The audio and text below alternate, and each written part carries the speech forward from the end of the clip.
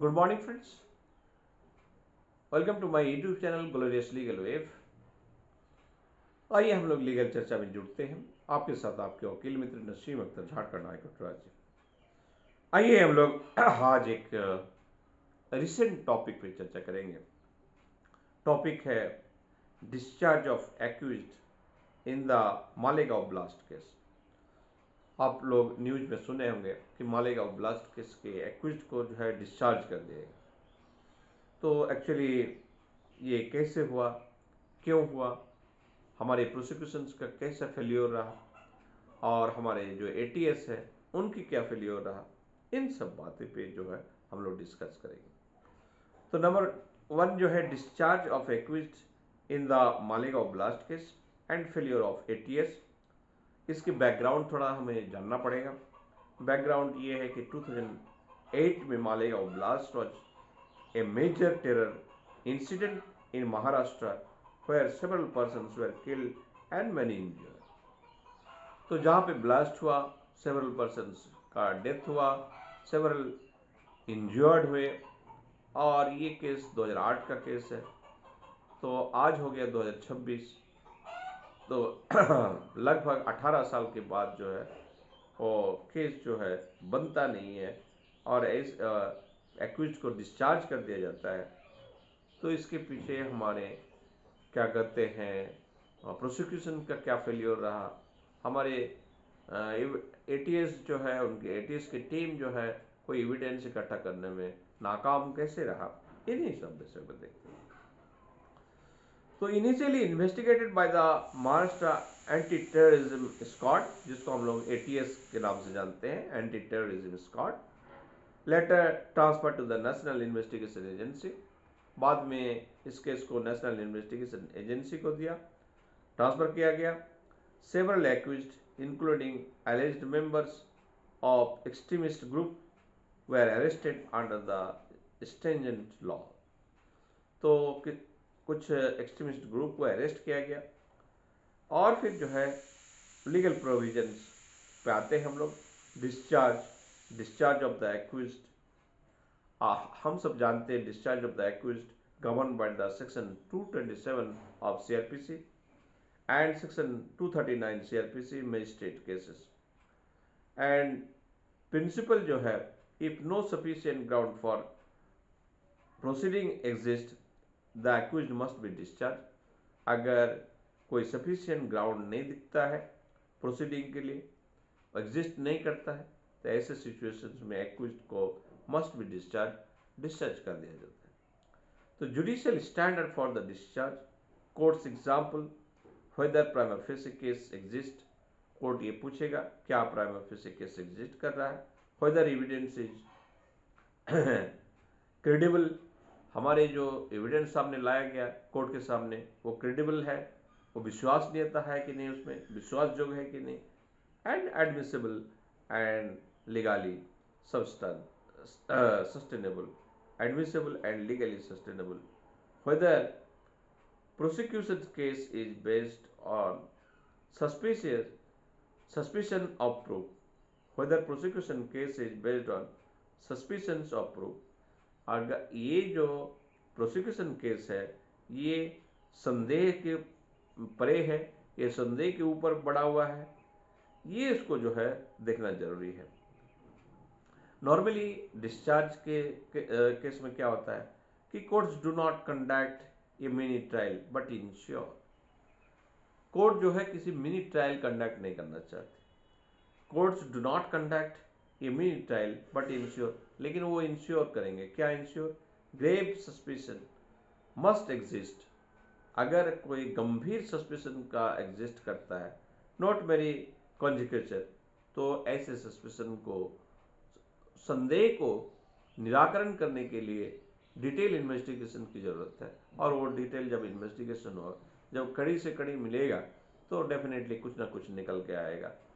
तो यही पे है, grave suspicion must exist, not mere conjecture and ground of discharge in Malegaon case. हम पर्टिकुलरली हम लोग मालेगांव केस के ग्राउंड्स को आते हैं। Several accused were discharge due to serious flaws in ATS investigation. Number A, weak contradictory evidence, बहुत ही weak और contradictory evidence, witness statements inconsistence, lack of the corroboration, no direct link between the accused and blast। तो ये major आपके reason था जिसके वजह से जो है डिस्चार्ज हुआ। दूसरा जो पॉइंट जो है confessional statement issues and alleged confessions under coercion and violations of the procedural safeguard। Next जो है confessionals losses evidence, confessions loses evidence and value if not voluntary, and forensic and technical failures, weak forensics linkage, no conclusive proof of no conclusive proof of explosive connection, and procedural irregularities, improper sanctions under the special laws, violations of the arrest and investigation procedure। अभी जो हम लोग जितना discuss कर रहे हैं ये सारा का सारा आपका लूपहोल्स, डिस्चार्ज का रीजन, डिस्चार्ज का ग्राउंड, कोर्ट जो फाइंडिंग किया उससे ये पता चल रहा है। तो violations of the arrest and investigation procedure, change of stand by NIA, एक बार कोई एक स्टैंड लेते हैं फिर बाद में उसको चेंज करके कोई और दूसरा स्टैंड लेते हैं। तो change of stand by NIA after re investigation found evidence insufficient, ATS theory doubtful, ATS के जो थ्योरी है वो डाउटफुल है। This significantly weaken and prosecutions. Next जो है रोल ऑफ स्पेशल लॉ।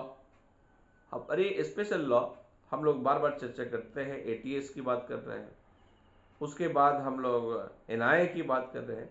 तो दोनों क्या है, एक स्पेशल लॉ, एक नॉर्मल लॉ नहीं है। तो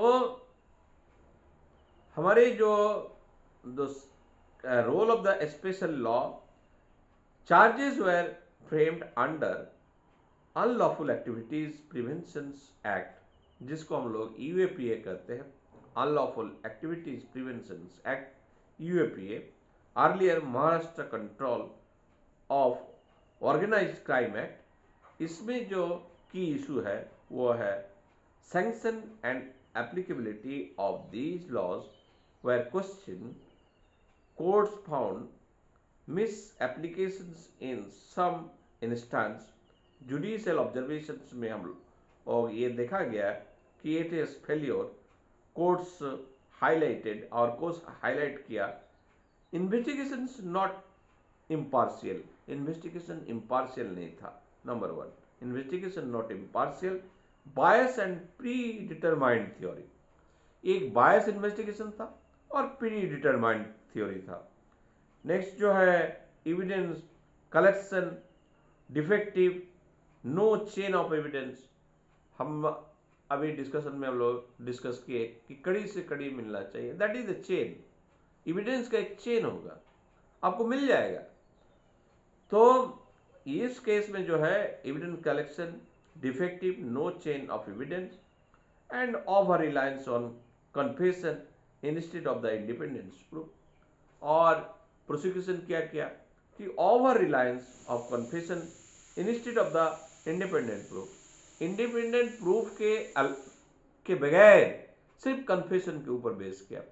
तो आप सब जानते हैं कि कन्फेशन एक ऐसा चीज है, अगर आज हमें पुलिस पकड़ ले, हमें जो है मारना पीटना शुरू करे, धमकाना शुरू करे, तो जो काम हम किए नहीं वो भी बोलेगा हाँ हाँ हमने किए। हम क्यों किए बोलेंगे, इसलिए बोलेंगे कि ताकि हमको तो कम से कम जेल में रखा गया, दो जला हुआ रोटी तो मिलेगा, बचे तो रहेंगे, उनके सामने तो कबूल ले देखा जाएगा। तो that's the reason confessional statement before the police को उतना इंपॉर्टेंस नहीं दिया जाता। लेकिन वही अगर स्टेटमेंट, सेम स्टेटमेंट हम मजिस्ट्रेट के सामने देते हैं तो फिर जो है वो उसका काफी इंपॉर्टेंस बढ़ जाएगा।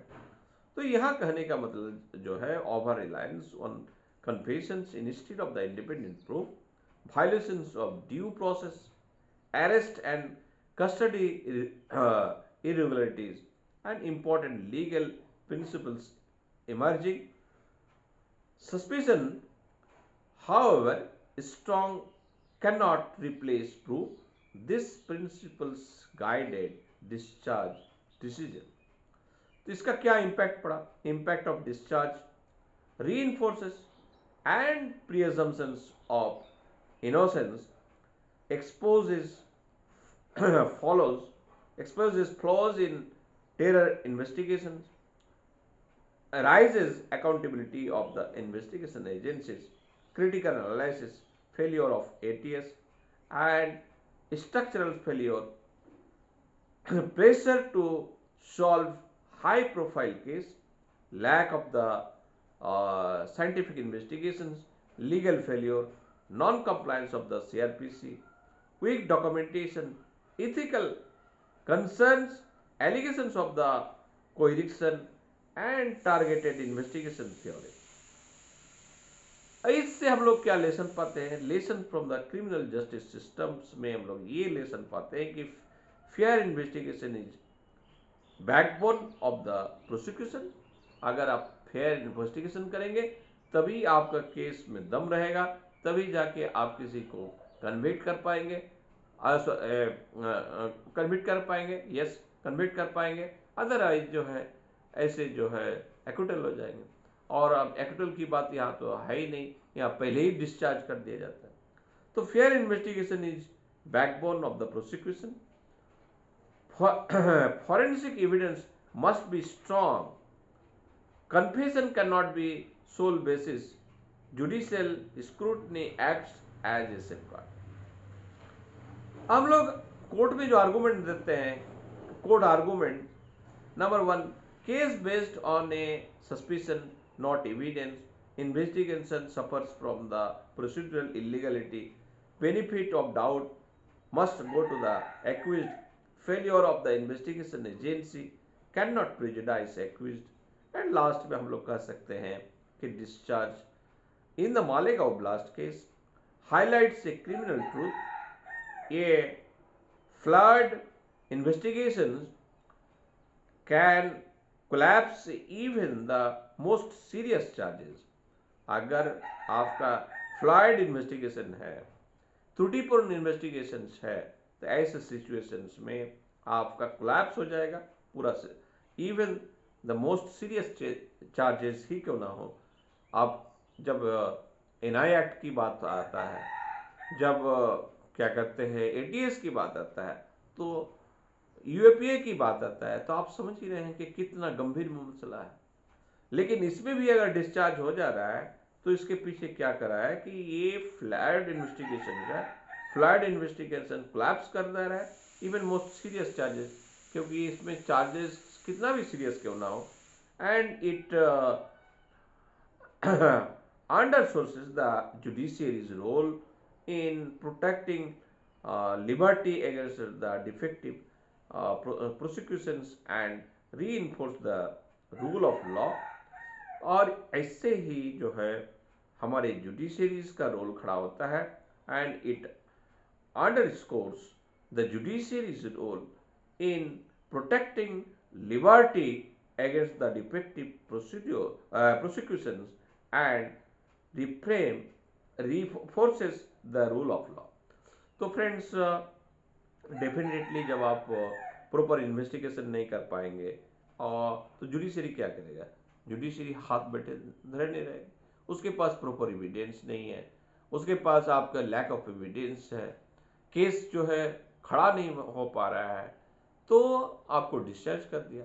और इसी वजह से मालेगांव ब्लास्ट केस डिस्चार्ज हुआ.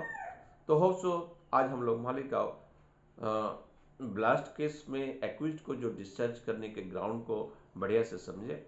अगर वीडियो आपको अच्छा लगा हो तो वीडियो को आगे बढ़ाएं, यूट्यूब चैनल को सब्सक्राइब करें, हमारी वीडियो को शेयर करें. फिर मिलेंगे अगला वीडियो में. तब तक जय हिंद.